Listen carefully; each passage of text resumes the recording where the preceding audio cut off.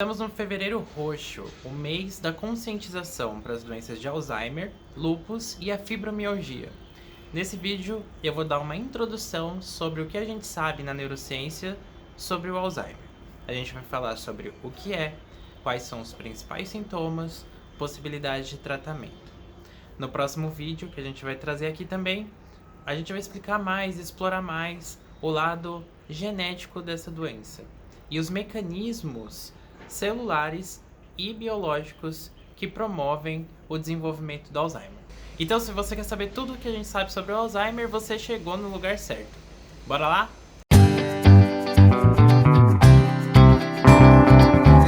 Fala pessoal, tudo bem com vocês? Nicolas, neurocientista aqui, para quem ainda não me conhece. Hoje nós vamos falar sobre um tema muito importante, um tema de conscientização necessária, que é o Alzheimer. Como eu falei na introdução, a gente está no Fevereiro Roxo, que é o mês de conscientização para Alzheimer, para lúpus e para fibromialgia, e eu decidi explorar aqui, como o Alzheimer é uma doença neurológica e também a fibromialgia, eu vou falar um pouco sobre estes dois assuntos ao longo deste mês. Então, se você gostou do tema desse vídeo, inclusive, deixa seu like aqui, se inscreve no canal para eu saber que vocês gostam desse tipo de conteúdo. E se vocês quiserem deixar suas sugestões também, pode deixar aqui nos comentários que eu leio todas e tento trazer conteúdo para vocês com base naquilo que vocês me pedem. Beleza? Sem mais demoras, vamos falar um pouco sobre o Alzheimer. Primeira coisa para você ter em mente em relação ao Alzheimer. A doença de Alzheimer é uma doença neurodegenerativa. Nicolas, o que significa neurodegenerativa?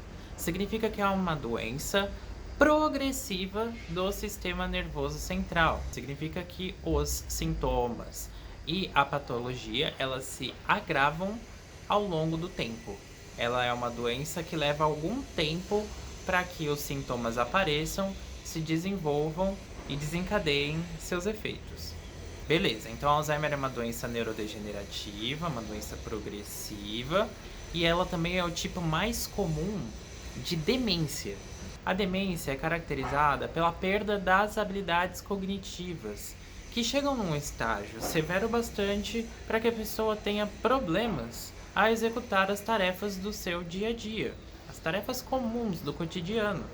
A doença de Alzheimer, que eu vou passar a chamar de DA a partir de agora para facilitar, ela corresponde de 60 a 80% dos casos de demência que a gente tem. E, portanto, ela não é o único tipo de demência que a gente conhece. A gente tem outras, como, por exemplo, a demência frontotemporal. E por que é tão importante que a gente se conscientize a respeito do Alzheimer? Bom, a população em geral, principalmente nos países em desenvolvimento, nos países desenvolvidos, está ficando cada vez mais idosa. A gente está envelhecendo cada vez mais. E a DA é uma das principais doenças que acometem os idosos. Então essa doença, ela está crescendo em incidência. Ela afeta cerca de 10% das pessoas com mais de 65 anos. E quando a gente já tem seus 90 e poucos anos, a chance de desenvolver Alzheimer às vezes é maior do que 90%, o que é um número bastante significativo. E para vocês terem uma dimensão de quantas pessoas são afetadas por isso, em 2006 a gente tinha 26 milhões e 600 mil casos de Alzheimer diagnosticados no mundo. E a expectativa é que em 2050 a gente tenha 107 milhões de pessoas sofrendo com isso. E ela é uma doença tão marcadamente ligada ao envelhecimento que só 10% dos casos acontecem em indivíduos com menos de 65 anos de idade. Então, recapitulando até aqui, a gente tem uma doença que é neurodegenerativa, portanto que os sintomas progridem ao longo do tempo. Ela é o tipo mais comum de demência, que é então uma doença que afeta as habilidades cognitivas a ponto de que o indivíduo não consegue mais realizar suas tarefas do dia a dia. E ela também está crescendo aceleradamente como uma das principais causas de morte entre a população idosa, acima de 65 anos de idade. Dito isso, vamos olhar de um ponto de vista mais clínico, como que se dá o desenvolvimento dos sintomas dessa doença. A gente pode classificar as pessoas com DA dentro de 4 estágios. O primeiro estágio a gente chama de estágio pré-clínico, onde não há muitos sintomas aparentes, mas a gente começa a desconfiar que tem alguma coisa errada ali. E o pulo do gato do Alzheimer mora aqui, inclusive, porque os primeiros sinais no cérebro, né, as primeiras lesões no cérebro já começam a aparecer. E elas vêm muitos anos antes dos sintomas ficarem mais claros. Então é difícil diagnosticar o Alzheimer justamente por conta disso. A gente tem trabalhado muito em desenvolver métodos onde a gente consiga detectar essas mudanças precoces no cérebro que ainda não são refletidas em sintomas, para que a gente possa começar a fazer o tratamento cada vez mais cedo, porque quanto mais cedo a gente interfere, melhor o prognóstico depois. E o sintoma clássico que a gente começa a ver e a gente começa a desconfiar de que possa ter algum problema ali é uma perda da memória de curto prazo, né? A memória recente, que a gente chama no vocabulário popular. E as regiões do cérebro classicamente associadas a esse início da degeneração do tecido nervoso são, o primeiro lugar, o córtex entorrinal e mais tarde o hipocampo, que são estruturas do lobo medial que estão associadas principalmente com o quê? Com a memória e a formação de novas memórias. Então não é de se surpreender que os principais sintomas nessa fase se associem com essa dificuldade de formar novas memórias, né? E de recuperar memórias que ainda estão sendo armazenadas, que ainda fazem parte da nossa memória mais recente, né? Não uma memória de longo prazo que envolve consolidação em outras regiões do cérebro, inclusive. Bom, esse é o estágio pré-clínico. O segundo estágio que a gente tem é um estágio leve da doença. E é aqui que começam a aparecer mais sintomas cognitivos significativos para a vida do indivíduo com DA. Aqui, além do córtex entorrinal e do hipocampo estarem prejudicados, a gente já começa a ver prejuízo no córtex cerebral como um todo. E o córtex está associado com diversas funções complexas e importantes para o nosso desempenho cognitivo. Então, entre elas, a gente vai ter uma perda de memória mais significativa, A gente ainda vai ter nossa capacidade de resolver problemas prejudicada, o que prejudica realizar as tarefas do dia a dia.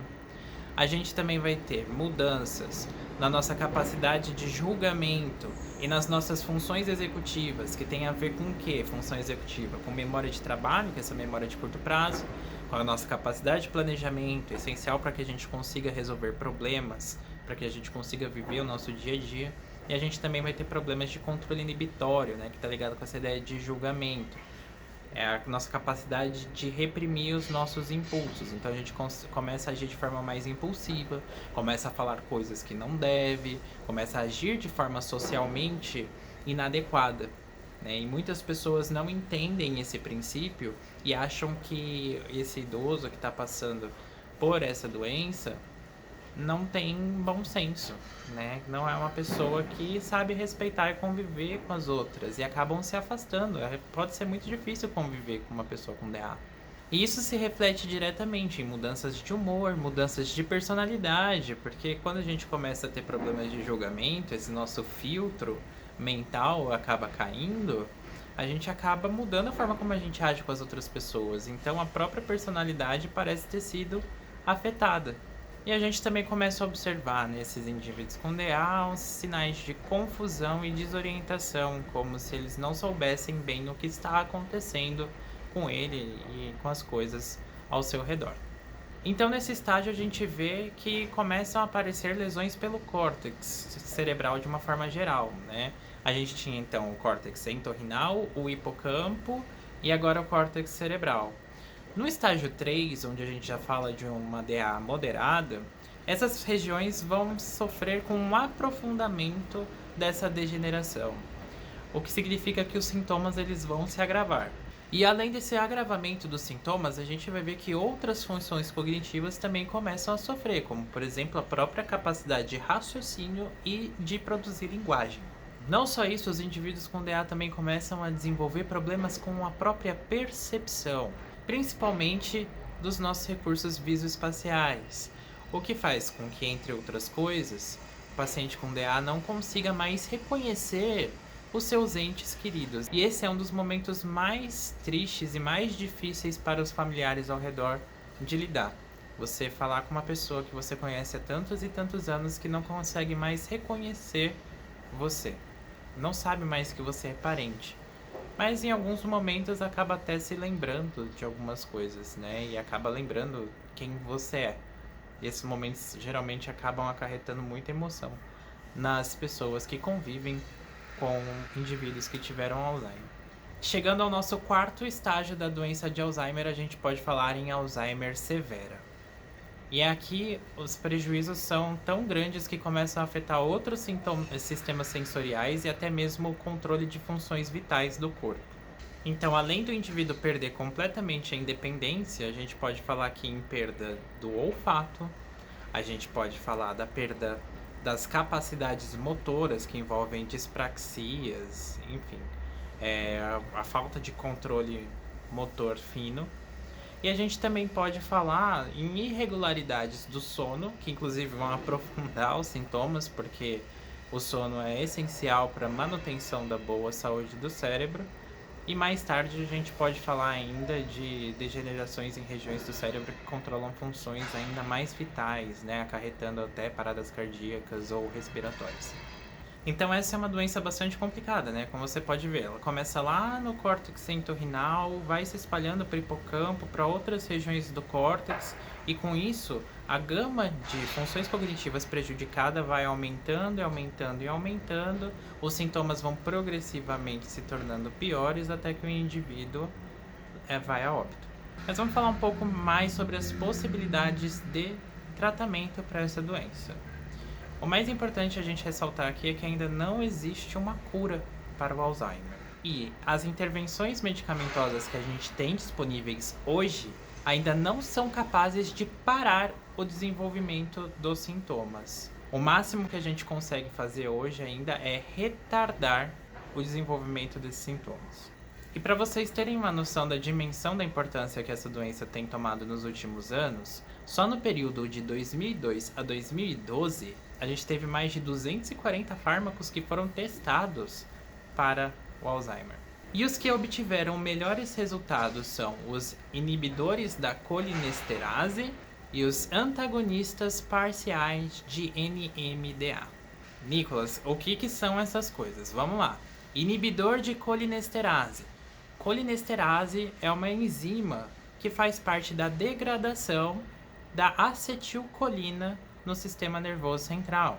Então, se eu tenho um inibidor da colinesterase, eu faço com que a acetilcolina consiga exercer a sua função por mais tempo. Então, uma das coisas que a gente observa é que neurônios colinérgicos, eles acabam morrendo, a gente começa a ter uma depressão, né, uma falta de acetilcolina que vai agravar os sintomas do Alzheimer. Então o que a gente faz? A gente vai lá e inibe a colinesterase para que os poucos, né, o pouco de colina que a gente tem ali consiga exercer a sua ação por mais tempo, né? Isso vai maquiar os sintomas por algum tempo, mas não vai resolver o problema do Alzheimer porque não mexe diretamente com a patologia, né, com o desenvolvimento patológico desta doença, que a gente vai ver em mais detalhes nos próximos vídeos.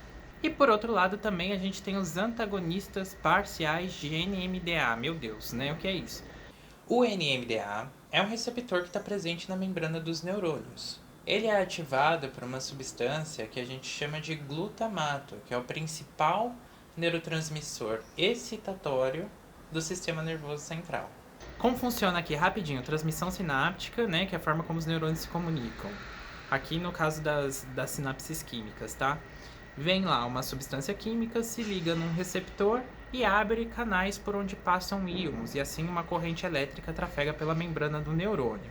Quando a neurotransmissão do glutamato está desbalanceada, o neurônio ele responde demais, ele fica muito responsivo, ele fica muito excitável. E isso pode gerar alguns problemas. Um neurônio muito excitável, né, que ele fica disparando potenciais de ação com muita frequência, ele pode se extenuar e através de estresse oxidativo acúmulos tóxicos vão se formar dentro do neurônio também. Então uma forma de você diminuir essa neurotoxicidade é aplicar um antagonista para essa substância, né, o glutamato. Então você vai lá e cria antagonistas, por exemplo, parciais para o NMDA, que é um dos principais receptores de glutamato do sistema nervoso central. O antagonista é uma substância que vai se ligar a esses receptores, né, no caso de glutamato aqui, vão se ligar a esses receptores NMDA e vão inibir a sua ação normal, diminuindo a atividade glutamatérgica no encéfalo. Só para dar uma pincelada aqui rápida sobre transmissão sináptica, tá? Mas o que é importante que a gente saiba é que, como eu falei, eu vou voltar, vou frisar, repetir isso de novo. A melhora que a gente observa com estes medicamentos, ela é temporária.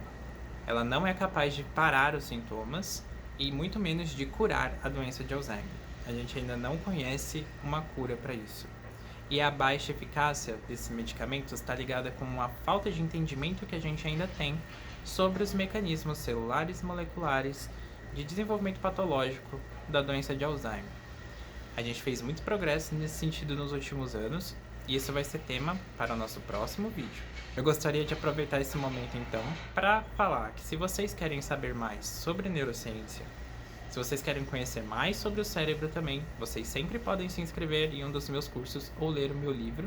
Os links vão estar aqui diretamente na descrição, onde eu também deixo várias leituras recomendadas e vários conteúdos adicionais que vocês podem consultar. Se você gostou desse vídeo, não deixa de curti-lo e principalmente se inscreva aqui no canal. Eu sei que mais de 80% das pessoas que assistem os meus vídeos aqui ainda não são inscritas e eu queria muito que vocês se inscrevessem para que vocês recebessem conteúdos relevantes sobre o cérebro, como que ele afeta as nossas vidas, a forma como a gente se sente e a forma como a gente se comporta.